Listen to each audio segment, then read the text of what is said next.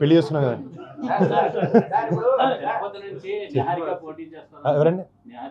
మా చెల్లి నిన్నే యాక్టింగ్ అదంతా ఏదో సోషల్ మీడియాలో సగం చెప్తారు.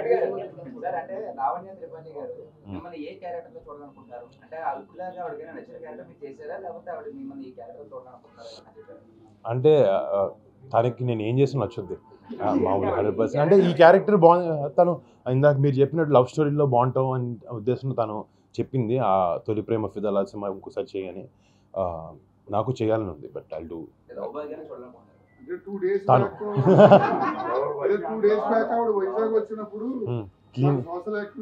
అవునండి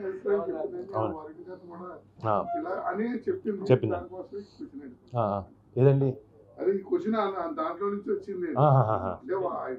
సోషల్ యాక్టివిటీలోనే ఇన్ని చూడాలనుకున్నా అలాగా. అది బయట, అది నిజ జీవితంలో ఆబ్వియస్లీ సోషల్. సినిమాల్లో అంటే ఎంటర్టైన్మెంట్ కాబట్టి రకరకాలవి. ఒక యాక్టర్గా ఇందాక ఆయన చెప్పినట్టు ఒక యానిమల్ లాగా, లేకపోతే ఒక ఫిదా లాగా, లేకపోతే ఒక బాహుబలి లాగా ప్రతి యాక్టర్కి కోరికలు ఉంటాయి డిఫరెంట్ క్యారెక్టర్స్ చేయాలని. అది ఆబ్వియస్లీ మనం ఎంత బాగా రాణిస్తాం అనే దాన్ని బట్టి చూసి ఎత్తుకొని మంచి సినిమా చేయాలనేది మాత్రం ప్రయత్నంలో ఉంటాం.